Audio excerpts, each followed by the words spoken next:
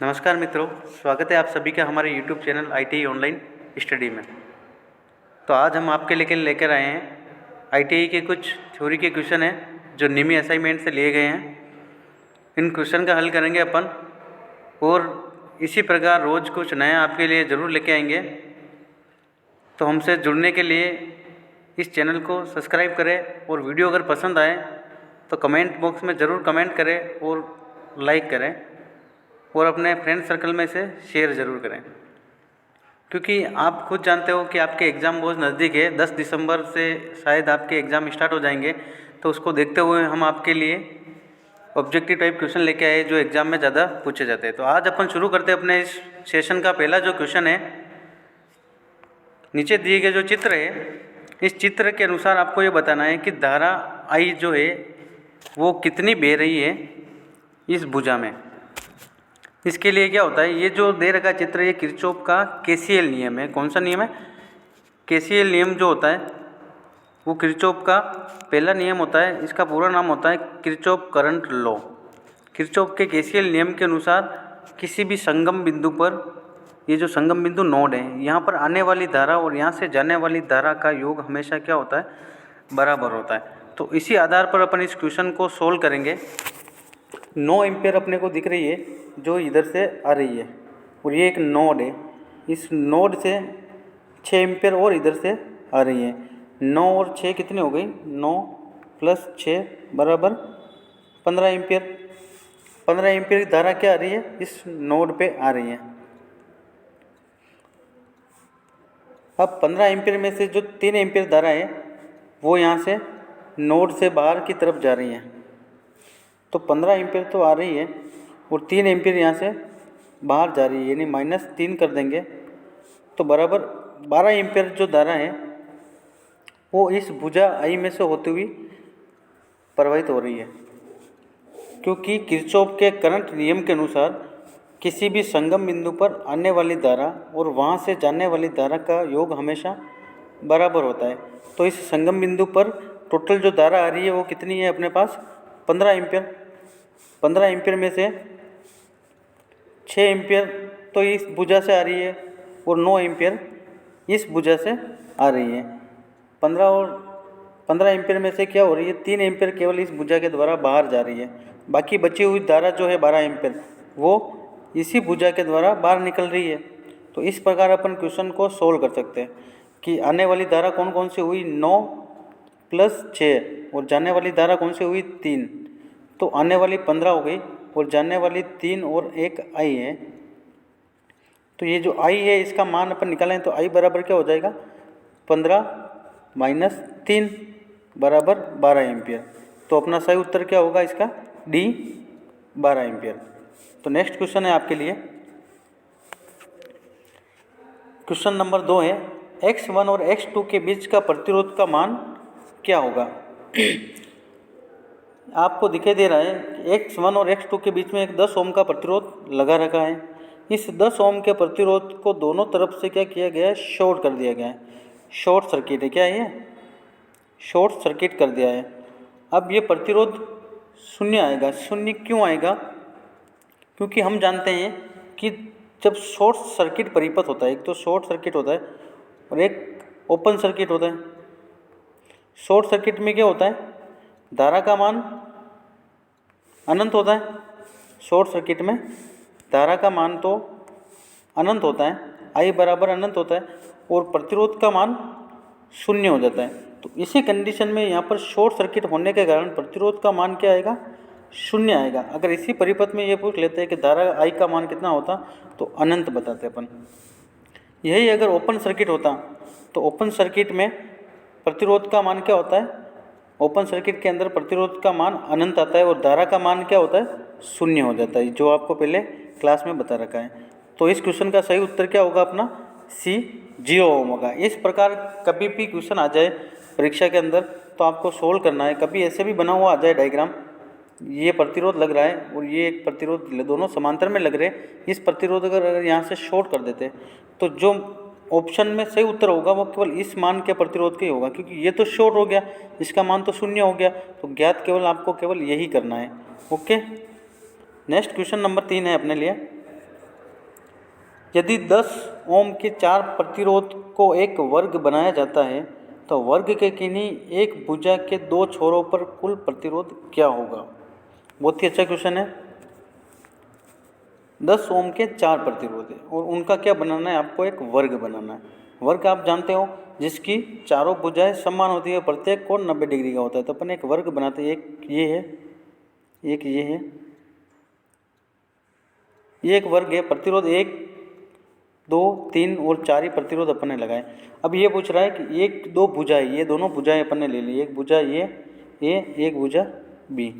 तो इन दोनों भुजाओं के बीच में ये प्रतिरोध टोटल कितना है तो प्रत्येक प्रतिरोध 10 ओम का ये दे रखा है, 10, 10, 10 और ये 10।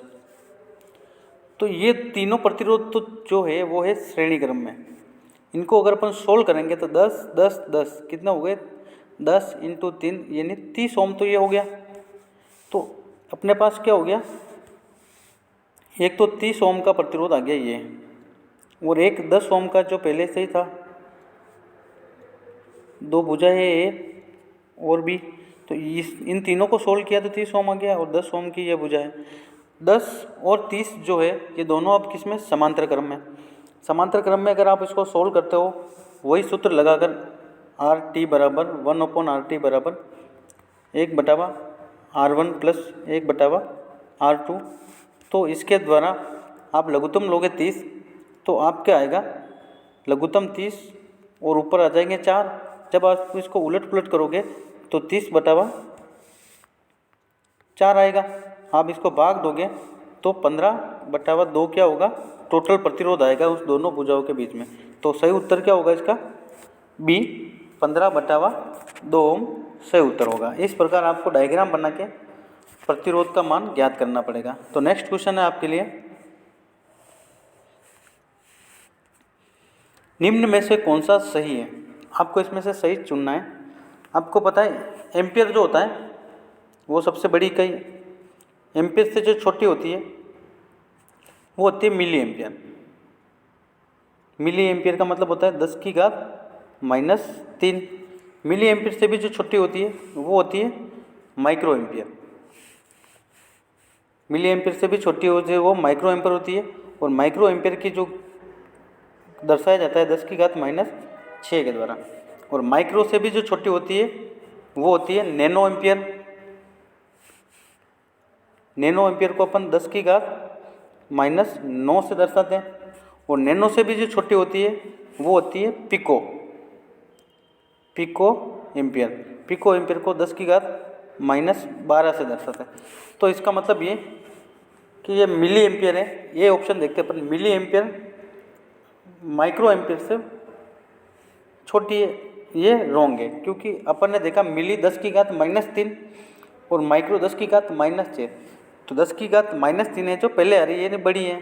तो क्वेश्चन नंबर डी जो होगा अपना सही होगा कि मिली एम्पियर जो है वो बड़ी है और माइक्रो एम्पियर छोटी है। यानी 10⁻⁻6 बाद में आ रहा है, ये छोटा है, और मिली एम्पियर यानी 10⁻³ है जो बड़ा है। तो ये अपना सही होगा। तो micro ampere less than milli ampere. Okay. तो नेक्स्ट क्वेश्चन है पांचवा अपना, 2 किलो ओम का मान क्या है। 2 किलो ओम का मान बताना है आपको। 2 किलो का मतलब हो गया 2 के ओम। 1 किलो में आप जानते हो कि 1000 ओम होते हैं, तो 2 किलो में कितने होंगे, 2000 ओम। बहुत ही सिंपल क्वेश्चन है। अगर ऐसे आ जाए 1.5 किलो ओम, तो इसका उत्तर क्या होगा, यानी 1.5 का मतलब क्या होता है, 1 और 0.5, 1 किलो तो पूरा हो गया, 0.5 यानी 500, तो ये होगा 1500 ओम। इस प्रकार भी आपको क्वेश्चन पूछ सकते हैं। इसके अलावा भी 1 मेगा ओम के बारे में भी पूछ सकते हैं कि 1 मेगा ओम बराबर, 1 मेगा ओम का मतलब होता है 1,00,000 ओम, यानी 10⁻⁶ ओम, जिसे कहते हैं अपने मेगा ओम। समझ में आया। तो इसका सही उत्तर क्या होगा अपना, ए 2000 ओम। अगर वीडियो पसंद आ रहा हो तो लाइक ज़रूर करें और अपने दोस्तों को शेयर ज़रूर करें, और कमेंट बॉक्स में उत्तर ज़रूर टाइप करें। अगला क्वेश्चन है, किसी वोल्टेज स्रोत से कई लैंप समांतर में लगे हैं। यदि एक लैंप जल जाए यानी फ्यूज हो जाए तब अन्य सभी लैंप पर क्या प्रभाव पड़ेगा। बहुत ही सिंपल क्वेश्चन है भाई। ये कह रहे हैं कि बहुत सारे लैंप है, अपन दो लैंप ही ले लेते हैं। ये दोनों है जो समांतर में चल रहे हैं। इसको फेज न्यूट्रल अपन अलग दे रखे हैं, इसको भी अलग दे रखा है। ये कह रहा है कि यदि एक लैंप जल जाए, माना कि ये लैंप फ्यूज हो जाए, तो इस लैंप पे क्या प्रभाव पड़ेगा। धीमी रोशनी देगा। भाई ये धीमी रोशनी क्यों देगा, इसको भी वोल्टेज 240 मिल रहे थे, इसको भी 240 ही मिल रहे। ये फ्यूज हो गया तो इसके वोल्टेज इसको मिलने से रहे नहीं, तो ये जैसे चल रहा है वैसे चलेगा। तो एक क्वेश्चन तो सही होगा नहीं। प्रभावित नहीं होंगे, सही बात है। लैंप दो है जो प्रभावित नहीं होगा। अधिक रोशनी देगा, अधिक रोशनी भी नहीं देगा और धीमी रोशनी भी नहीं देगा। बुझ जाएगा, बुझेगा भी नहीं। बुझेगा किस कंडीशन में, जब लैंप दोनों क्या होते सीरीज में होते और एक लैंप फ्यूज हो जाता तो दूसरा लैंप भी बुझ जाता। ये बात डी ऑप्शन कब सही होता, जब सीरीज के बारे में पूछते हैं। इन्होंने पूछा है कि जब समांतर में लगे हुए तो क्या प्रभाव होगा, कि लैंप दूसरों लैंपों के ऊपर कोई भी प्रभाव नहीं पड़ेगा। तो राइट आंसर होगा इसका बी। ओके, नेक्स्ट क्वेश्चन है अपना,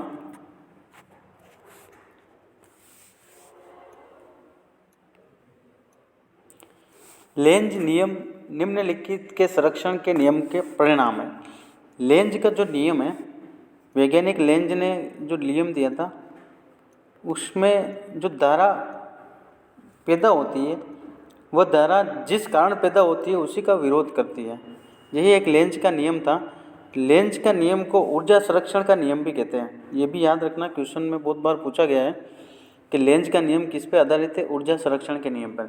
और किरचॉफ का जो वोल्टेज नियम है वो भी ऊर्जा संरक्षण के ऊपर ही आधारित है।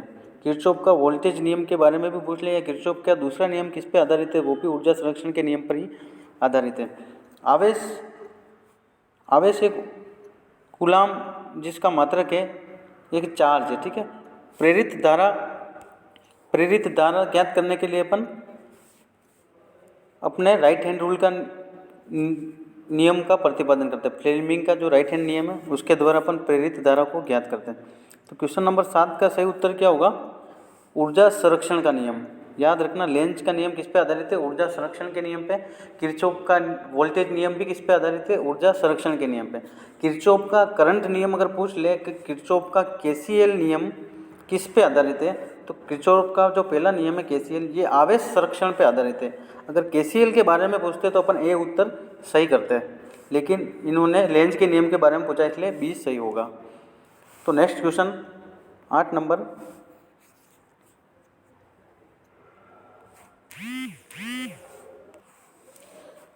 बहुत ही चिंटू क्वेश्चन है, साधारण सा, दैनिक जीवन में आप इसको देखते भी रहते हो, बताने की जरूरत ही नहीं है। क्वेश्चन कह रहा है कि 3 फेज 4 तार सिस्टम जो होता है, यानी 3 तो फेज और एक चौथा तार और होता है जो क्या काम आता है, न्यूट्रल का। तो वो जो न्यूट्रल का तार होता है उस तार का रंग क्या होता है, ये पूछा गया है आपको। तो आप सब जानते हो न्यूट्रल का वायर का रंग चाहे सिंगल फेज में हो या चाहे 3 फेज में हो, हमेशा कौन सा रंग लेते हैं अपन, ब्लैक, काला। और ये तीनों फेज किस कलर के होते हैं, आर, वाई और बी, यानी रेड, येलो, ब्लू, लाल, नीला और एक पीले रंग का जो वायर होता है उसका प्रयोग अपन किसके लिए करते हैं, फेज के लिए करते हैं। तो 3 फेज 4 वायर सिस्टम में पूछा जाता है तो कौन सा वायर है, ब्लैक। एक नया क्वेश्चन और आने लग गया है आज में कि 3 फेज 4 तार सिस्टम में न्यूट्रल तार जो होता है, इस न्यूट्रल तार की साइज क्या होती है, ये पूछते हैं बहुत बार। अभी नया जुड़ गया है क्वेश्चन कि न्यूट्रल तार की साइज क्या होती है। तो न्यूट्रल तार की जो साइज होती है वो इस फेज तार की जो साइज होती है उससे आधी होती है, ये ध्यान रखना। फेज तार अगर इतने मोटे हैं तो न्यूट्रल तार क्या होगा, इनकी अपेक्षा थोड़ा पतला होगा। कलर तो ब्लैक होगा लेकिन न्यूट्रल की साइज क्या होगी, फेज तार की अपेक्षा आधी होगी। ओके, नेक्स्ट क्वेश्चन है 9 नंबर, उच्च वोल्टेज ट्रांसमिशन लाइन जो होती है उसमें सबसे ऊपर कौन सा चालक होता है। उच्च वोल्टेज की जो लाइनें आती हैं उसमें सबसे ऊपर आप जानते हो कि आर, वाई, बी 3 फेज जाते हैं, लेकिन ऊपर ऊपर एक ग्राउंडिंग का तार होता है जिसको अपन अर्थ या भू संकल्पित चालक कहते हैं। अर्थिंग का तार होता है, जब कभी बारिश के दिनों में आकाशीय बिजली अगर लाइन के ऊपर गिरती है तो उन फेज वायर के ऊपर न गिरकर उस अर्थ तार के ऊपर गिर जाती है, जिससे जो फॉल्ट का करंट है वो सीधा ज़मीन में चला जाता है और वो उन फेज वायर के ऊपर धारा पर कोई प्रभाव नहीं पड़ता है और उनके करंट के मान में कोई वृद्धि नहीं होती है। तो बहुत ही सिंपल क्वेश्चन है कि ट्रांसमिशन लाइन जो होती है, दो तरह की लाइनें होती है, डिस्ट्रीब्यूशन और ट्रांसमिशन। दोनों में भी जो सबसे ऊपर चालक रखा जाता है वो अर्थ का ही रखा जाता है। आर वाई बी तीनों इस अर्थ वायर से नीचे रहते हैं।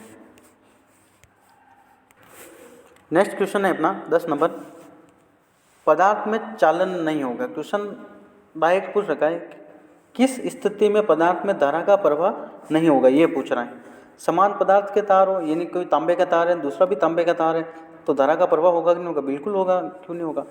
असमान पदार्थ के तार है, असमान मतलब एक तांबे का तार है, एक एल्यूमिनियम का तार है, तो भी धारा का प्रवाह होगा।